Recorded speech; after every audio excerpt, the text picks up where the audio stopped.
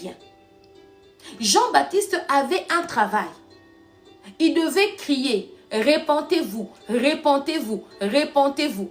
Il devait faire accepter les hommes Christ pour que ces hommes passent au baptême.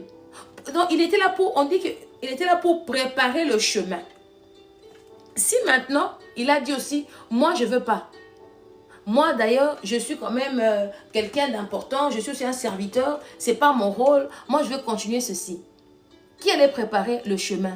Qui allait montrer la vraie repentance? Parce que si tu regardes bien la Bible, c'est vraiment le prophète qui a beaucoup montré la repentance au peuple d'Israël. C'était Jean-Baptiste. Donc lui, il enseignait beaucoup sur la repentance. Pourquoi? Parce que quand il enseignait la personne se repentait directement, la personne passait au baptême d'eau. Pourquoi? Parce qu'il voulait que la personne ne puisse pas perdre ce qu'il avait reçu. Il y avait beaucoup de personnes qui ont laissé la magie, qui ont laissé des dieux bizarres à cause de l'enseignement de Jean-Baptiste. Et eux, ces personnes-là ont été sauvées. Chaque personne, tu es dans une famille, dans une maison, quand Dieu t'appelle, tu as quelque chose. Si maintenant, tu n'es pas à ta place, Dieu va trouver quelqu'un d'autre. Et toi, tu vas avoir double tourment.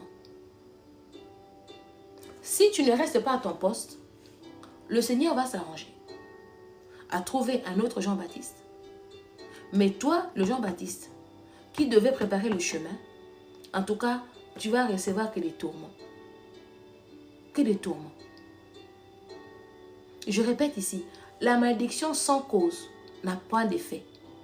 Aujourd'hui, avant que tu commences à envoyer le feu, avant que tu commences à dire je coupe, je fracasse, je tape, je fais aussi, mon frère, ma soeur, passe par la repentance aujourd'hui.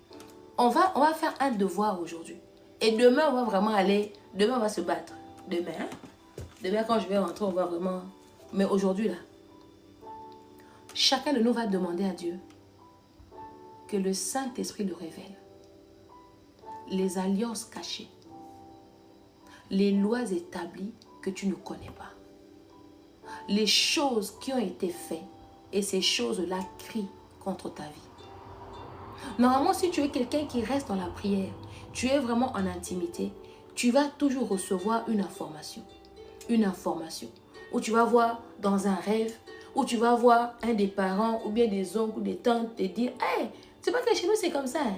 Hey, tu sais pas que nous là, on avait un grand-père dans cannibale. Hein? Un grand-père cannibale. » Tu dis « Oh Seigneur, je me répands. » Oh, pourquoi? Parce que c'est dans ta lignée. Que tu le veuilles ou pas. Tu dois apprendre à faire ces choses.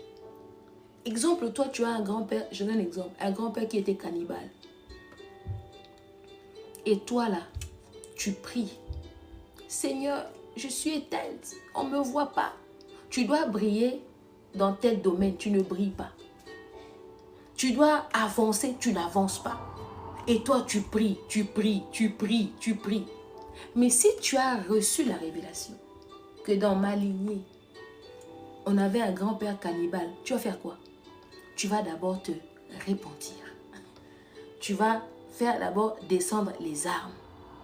Quand tu vas commencer à te repentir, à demander à Dieu sa miséricorde, son pardon, à être lavé, à pardonner. Et maintenant, quand tu vas te lever contre cet esprit de cannibalisme, tu vas vaincre.